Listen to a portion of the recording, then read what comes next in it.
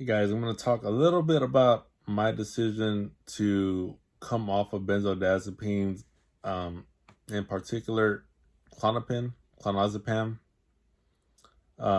Back then, between 2017 and 2018, it was alprazolam.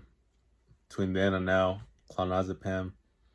Um, Started off at low dosages, and wasn't used every day, but the dosages did go up over the years. Um, and I ran into what was called dependency. Um, what I really had to ask myself was what I was doing, taking those medications, is it sustainable or was it sustainable? And I've always asked myself that. Over the years, I always had this fear, like, what if my doctor decides that he doesn't want to prescribe those medicines anymore, or something happens and I can't get them, or the pharmacy runs out, or whatever, whatever the case is. There's lots of reasons why prescriptions get interrupted, and I would always have that thought in my mind, because it reached a point to where, like, that medicine was on my mind, a lot. Have to go do something. Okay, well, am I going to be able to do it? Am I going to be anxious? Am I going to panic? Am I going to have another panic attack? Am I going to do this? Going to do that? Whenever you're an anxious person, you have those thoughts that, they unfortunately they run through your mind. And that's what led me to seek help from a medical doctor and get prescribed those medications in the first place. Now, sustainability when it comes to benzodiazepines, I don't think is there. I think they're gonna end up be treated like opiates in a way. You go to a doctor and there's a huge sign on the window that says, we do not prescribe controlled substances. That very funny, because that's the sign that was up at my original prescribing doctor's office. He had a sign that says he doesn't prescribe controlled substances. At the time, I didn't know alprazolam was a controlled substance, but it's just a little bit funny that they'd have that sign, and that's first medication he gives me. I guess he was just trying to follow some kind of legal rule or something. I don't know. Who knows? That's all in the past. Now, if you've never gone through benzodiazepine withdrawal, I'm going to tell you it's not easy. Not easy. It's possible. It is possible. But it is not easy, especially if you've been on it a couple of years, like I have. It can mess with you. It kind of creeps into all the sections of your life. Whenever I finally made the decision that I was gonna come off of this medication, I really wasn't informed, and I did it the wrong way. I drastically cut my intake. It was between January and February. I'm not sure the exact date, but I drastically cut my intake.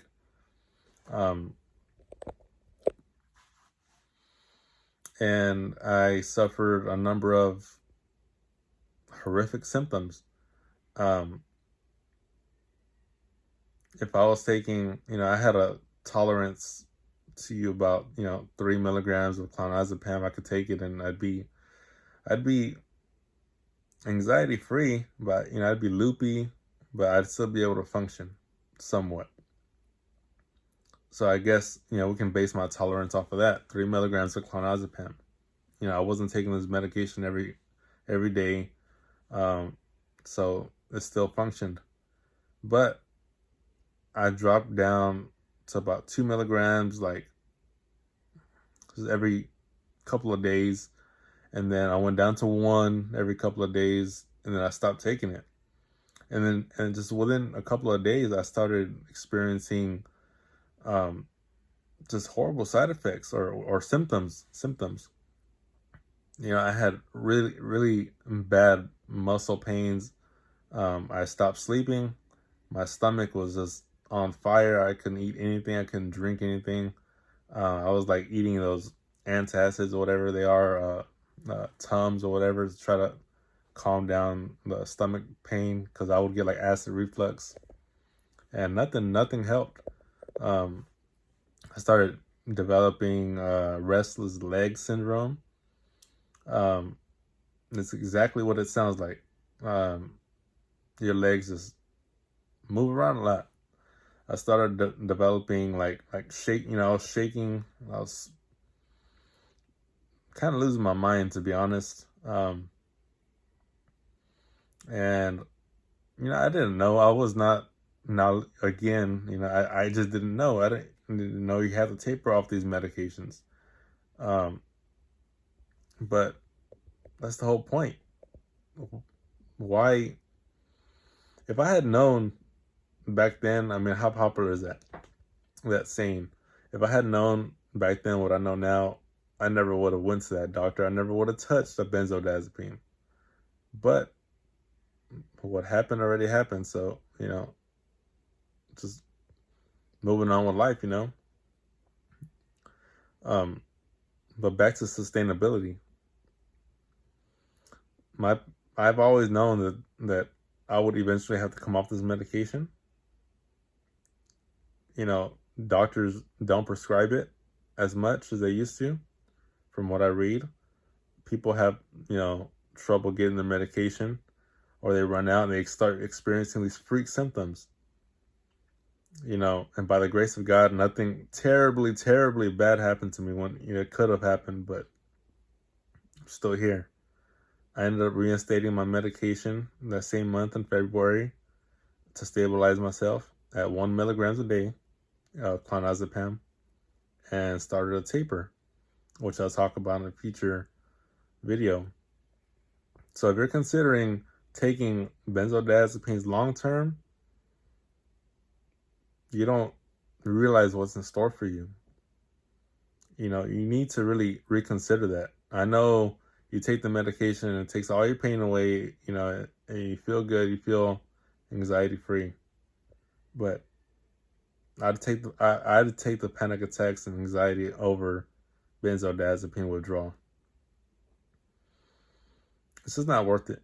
I'm 28 years old. I feel like I have the mind of a 90-year-old person. I'm just not there. Sleep is terrible. My emotions are everywhere. Apart from the physical symptoms and the to talk about anxiety, it's on a whole nother level. Benzodiazepine withdrawal is on its own level. So, you really have to be careful. You really have to ask yourself those tough questions. Do you really want to suffer a benzodiazepine withdrawal? Back then, I would Google it and saw that, there's like a 60 whatever % chance of people becoming dependent, but I didn't know what dependency was. I didn't know what withdrawal was until I felt it. And I'm still feeling it. I'm like, we're in May, so we're like 3.5, 4 months around there into this process. It's nonstop. It's a nonstop process.